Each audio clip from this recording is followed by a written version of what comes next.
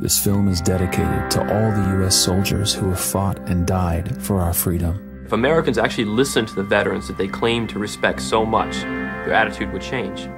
But the thing is, Americans want to honor the veterans in like a very cursory way, you know, putting a yellow sticker on their car, or having a little parade or welcome back. But they don't want to honor the veterans by really like listening to what they have to say. What our soldiers and our veterans have to say requires your full attention. Please watch this video in its entirety.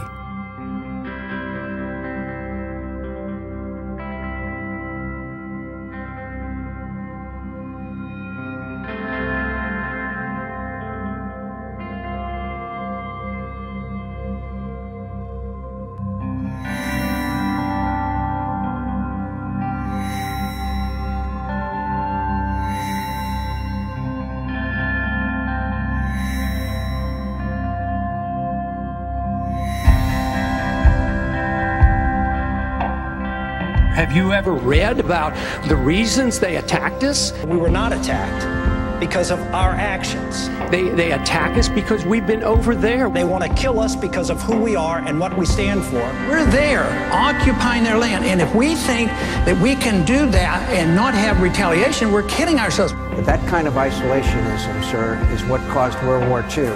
It's an extraordinary statement. As someone who lived through the attack of September 11, that we invited the attack. I believe very sincerely that the CIA is correct when they teach and talk about blowback. It's become kind of an intelligence term, and it generally applies to an intelligence operation that has a result that you don't anticipate, that is unfortunate. One of the greatest frauds, I think, being perpetrated on the American people is the discrepancy between what its intelligence community collects and what they're told by their political leaders in both parties. And so the American people remain in the dark and really have no idea what this war is about. There is a direct connection between the conflict in the Middle East today and what happened over 50 years ago.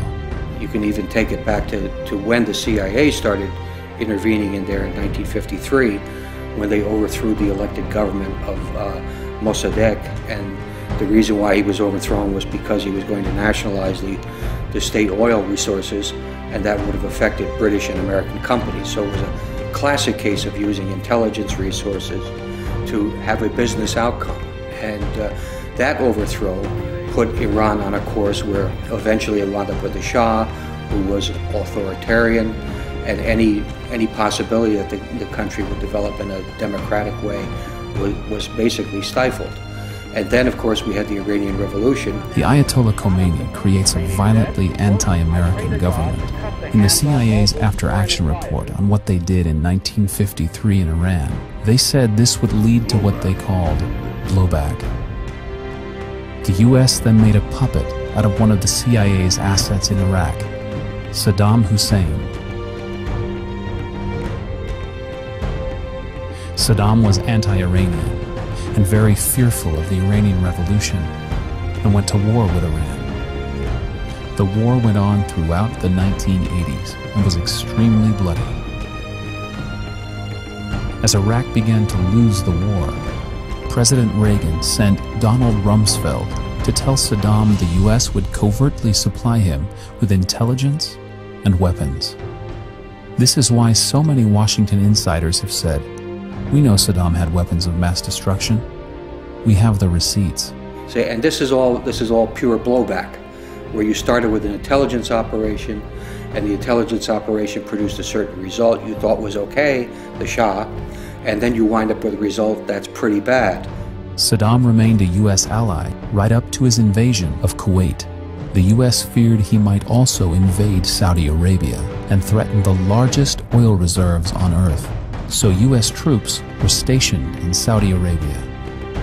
Osama bin Laden said he resented that the government of Saudi Arabia was using Americans to defend Saudi Arabia against Iraq. The U.S. began to fear losing its position in Saudi Arabia. With the second largest proven oil reserves being in Iraq, the U.S. now turns on its former ally and prepares the American public for the thought that Saddam must go. In the years preceding 9/11, Osama bin Laden was a young freedom fighter who promised American officials he'd help them to oust the Soviets from Afghanistan. The CIA began secretly arming the Mujahideen. The American Stinger anti-aircraft missile, the weapon most credited with giving the Mujahideen an edge in the war. Al-Qaeda then became a group that had been empowered by the United States. Following the defeat of the Soviets and the fall of the Berlin Wall, capitalism was triumphant and communism was gone. But in 1991, when the United States invaded Iraq for the first time, we established military bases in a land revered by Islam. Every suicide terrorist campaign since 1980 has had as its central objective to compel a democratic state to withdraw combat forces from territory that the terrorists prize. This war is not against Americans because we're Americans. It's against it's motivated by the activities of our government and its allies in the Muslim world. Furious at the American government for desecrating their lands, bin Laden and his maniacal associates began plans that would lead to the clash of civilizations that culminated in the tragic events of 9/11. They don't come here to attack us because we're rich and we're free. They come and they attack us because we're over there. Mossadegh was freely elected. Okay, he served almost 2 years. We went in there and caused the demonstrations that led to his overthrow. Now the Iranians remember that. You know, they remember that. Yes, there was blowback. The reaction to that was the taking of our hostages. Most of the American people are totally unaware of what really goes on with our foreign policy and of the way we're irritating people. We're creating a lot of enemies around the world. Maximum covert operations to block and disrupt the Iranian program, including taking out their scientists, including breaking up their systems, all of it covertly, all of it deniable. Iran is a country that has been at war with us since 1979. The senator is wrong on his history. We started it in 1953. The blowback came in 1979. It's been going on and on because we just plain don't mind our own business. That's our problem.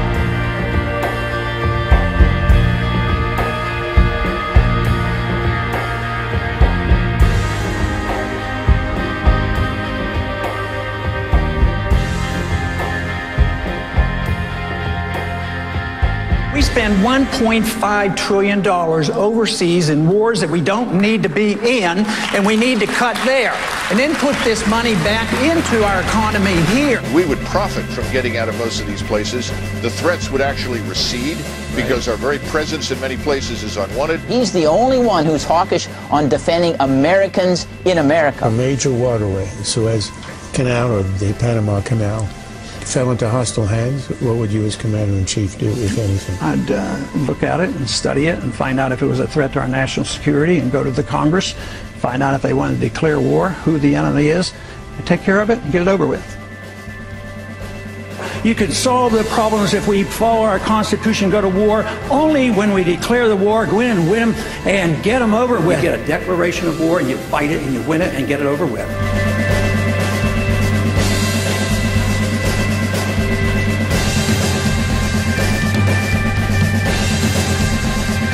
Many of the nations that we've been protecting would have to invest the money to protect themselves. I'm not a leftist. I'm a very conservative person. But I really do think we need to look at our actions. Actions promote reactions. One of the really appealing things about Ron Paul is that he understands the importance of history. He understands the importance of seeing where you're coming from.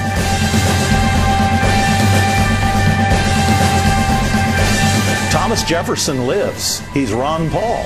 We, as a group, now have a greater moral responsibility to act than those who live in ignorance. Once you become knowledgeable, you have an obligation to do something about it.